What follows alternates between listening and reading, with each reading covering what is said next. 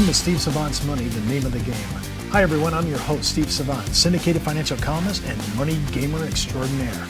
Today we're talking about protecting America's most precious asset, the family business, with author, TV, and radio guest, David Specht, certified financial planner. Well, welcome to the show, David. Thanks. Well, I want to talk about this because I love the title of our show today, Protecting America's Most Precious Asset, the Family Business. When you think about corporate America, the size of the private sector, I mean, really the bulk of employment, hiring, generation of product, ideas, and services is coming from family-owned businesses. Yeah, 80 to 90% of all the businesses in this country are family-owned businesses. They're not always categorized that way, and they come in all shapes and sizes in all industries, but they're family-owned businesses. When I look at a closely held family business, and I'm looking at what they're up against now, we're entering the 2014. Wow, I can't believe this. We're really getting into our century now. When you think about this kind of idea, do you think that the overall environment has been very conducive for small family-held businesses? You know, they have a lot of challenges. These generational transitions with tax issues, depending on their size, has created a lot of problems for them, created some challenges, created opportunities, but you know, and then being able to integrate the next generation into these operations, whether it be ag or some other sector, it's created some challenges. But family business is the backbone of this country, and it's where the future lies. Do you see business owners at this level very much engaged on the issue of preserving their legacy and their business and handing it down to the next family generation? Or no, they want out and they're just going to sell it to whoever wants to buy it? It depends. I mean, I think most, if they've been in the business for whatever the business is for more than 10 years, they're not just financially invested, they're emotionally invested. Mm-hmm.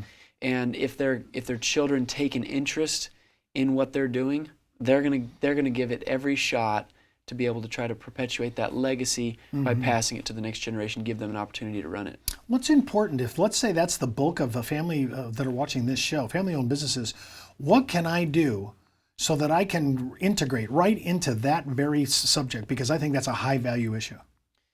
The first thing is to look at, you know, what are the talents of all the participating people? You know, what talent does the next generation have? How can they pursue different talents that can be leveraged by the family business? I taught at the University of Nebraska, and that was my theme that I pounded all the time. How are you going to become valuable to your family business? It's not your dad's job, it's not your mom's job to figure out how you're going to fit. It's your job to figure out what value are you going to bring to that family business, and that's a different way of thinking about things. So you're really addressing this to the millennial group because that's the generation next. Definitely. I mean, I'm addressing them. But then I'm also putting it on their parents to say, you know, don't make it easy on them to come back. Mm-hmm. Make them come back because there's a compelling reason for the business to become better because they're back. You talk about contingency plans for small business.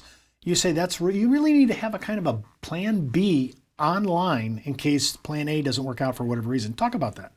Yeah, contingency plans are important on two levels. One, from an ownership perspective.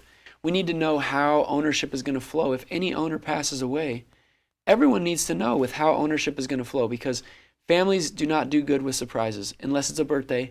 Mm-hmm. Families don't do good with surprises, and businesses don't do well with surprises. So everyone needs to know. So that's ownership contingency plans. The second is management contingency plans. If something happens to the key manager in the business, you know, how big is the knowing and doing gap between the next person that will have to step in and run it? And then being intentional with how do you close that gap. So it's huge. Mm-hmm. Those issues are prevalent, and I think families just kind of think sometimes, well, it's in our family, we'll take care of it. But really, you need a plan, and you need to map out how you're going to get there with a contingency plan to back up in case some worse scenario actually occurs. Yeah, and the key word for me there is intentional. How intentional are you being with putting these things in place? Because if you're not intentional, it will not happen. You know, you can't close those management knowing doing gaps. You can't figure out the contingency plan unless you are intentional about pursuing and then communicating what your intentions are. So how do I go from writing an intention in my email from my owner to my children to actually mapping this out in a succession document? So the first thing to do is to voice your vision in your own mind. Share that with your spouse. Make sure their vision is similar to yours. And then being willing to share that with the next generation of the why behind what you want to do. Mm-hmm. And then surround yourself with professionals that are specialists that can help you to translate your desires, your goals into a technical plan. And so I think that's really key. Now, you set expectations that you can mark to mark because you have an accountability process that you walk through, that you actually tell the expectations and then you manage to them. Talk a little bit about that, because I think a lot of businesses want that exact process. Yeah, I think businesses are used to being results oriented. And so for every family that I work with, when I'm done with meeting with a family, we have an action item list where we're talking about what are we going to do. And then I'm saying, who's going to do that? Who's taking the lead on that? Is it me? Is it a CPA? Is it a family member? And then there's a when. When is it going to be done by? And essentially, I'm the accountability coach for those families. When I'm looking at the basic ideas of protecting the most precious asset in America, American families, you manage to the dynamics more than anybody else that I know of. Everybody else is into the analytics, and we need that. But you manage actually to the psychological profile of the family itself. Yeah, and the reason I do is because I think there's a void in that. There are a lot of very good technical advisors, but it's that managing of the intersection between family and business and the technical that's really hard. And so that's why I've chosen to focus on it. We'll be right back with more from David right after this one.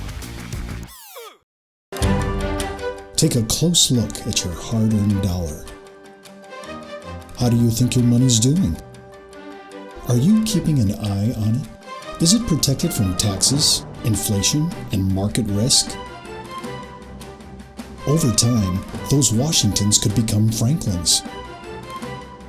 With tax-advantaged indexed universal life, from one of the largest distributors of indexed universal life, Ash Brokerage.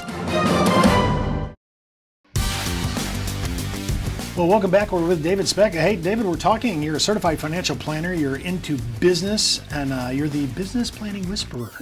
And when I'm looking at preserving America's most probably precious asset, the family business, the family closely held family business, I'm looking at some of the gauntlet questions that you ask. You talk about that these inspired questions, the power of these inspired questions actually came out of maybe desperation rather than inspiration.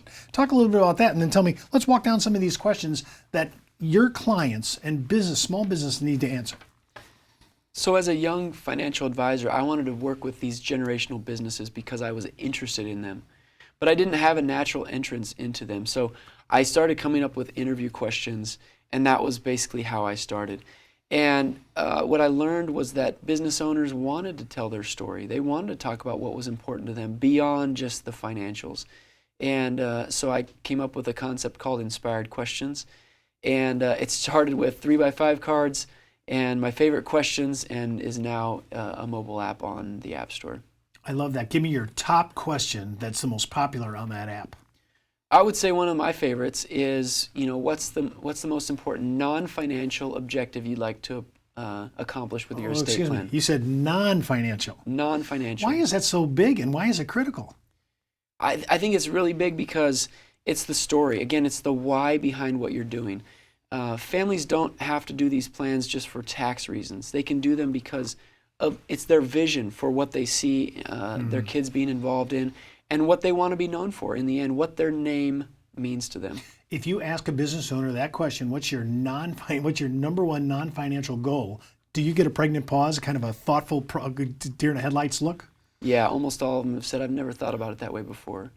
But it causes reflection. It causes them to think about, why am I really doing this? Am I doing this just for tax reasons, or can this plan actually help galvanize my next generation and communicate that I love them, but that there's going to be some structure and some rules to this succession. If I have a closely held family business, married couples, you actually have questions specifically for married couples that own businesses. Then you have people are getting engaged, but they're in businesses. You've kind of mapped out a little bit of categories here, because you believe that, if I understand it correctly, by dividing these categories, that you can actually speak specifically and have these people unearth their inner feelings and emotions so they can really tell you what they're trying to get done. Yeah. So the first app is called Inspired Questions, and it's based for this intersection of family and money. And there's subsequent apps that are coming that are Inspired Questions for married couples. They're just, I think in America, we want to have these questions. Families want to have these important and engaging conversations, but we don't know how to start them. And so that's the reason why, I came up with it. How powerful is it for you trying to help small business to have this kind of intel way up front in the conversation? So I get the app. I'm the owner, baby boomer owner. I tell all my kids, my wife, everybody, I want you to answer all these questions. It's got to be a revelation to the owner. I mean, this has got to be brand new he's reading this for the first time, having his adult children respond to him. Yeah. It must be huge. It is. It gives insight. It gives depth to those relationships that I think most of those families wanted but didn't know how to do it. With family business, it's essentially, the biggest challenge is that everyone wants to know the same thing, but no one wants to ask the question first. And so this Inspired Questions has basically become the third-party moderator or facilitator when there isn't an actual human being there to help them. Well, we've gathered the information, and then you take it, and you pretty much know the family dynamics after that, and then you can begin to ask maybe the more financial questions or the things that we really actually have to get to. Yeah. So talk a little bit about the segue between, I figured out, and I gathered intel on this, my business owner has faithfully did the app, gave it to his children and his spouse. Now it's coming back to you as the advisor.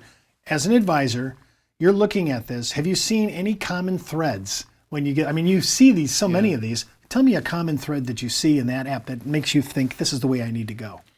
The first thing is that they just feel appreciated that someone would ask them. They feel great that their mom or dad would ask them these questions and involve them in the process. And just that alone is huge for being able to put a plan together. And then it for an advisor, it just helps to inform, what does the family really want to accomplish? And it allows the family to stay in control of, this plan. When they voice this, and especially you said the second generation is now participating in the plan, which I know you're big on. So they're now putting their voice to it. They're not parroting what the parents said. Now they're coming with their true voice. You have all this intel, and we really now know it's easier once I find out what they really want to actually put the legacy plan, the succession planning together. The plan goes pretty fast once we see this. Yeah, the problem is that we assume a lot. We assume that if someone's not participating in the family business, that they never want to participate in the family business. Well, that's a mistake. We need to ask them and see what their goals really are, because we make assumptions, we make decisions, we create these technical solutions based on our assumptions, but not knowing what they really want. Then we have to undo plans, and it costs money and time and sometimes heartache too. Well, that's our show for today. I want to thank David Specht for being my special guest and today's Money Mentor. And before moving forward with any ideas on the show, always consult your tax advisor or legal counsel. And as the good John Wesley once said, make all you can, save all you can, give all you can. I'm Steve Savant. See you next week.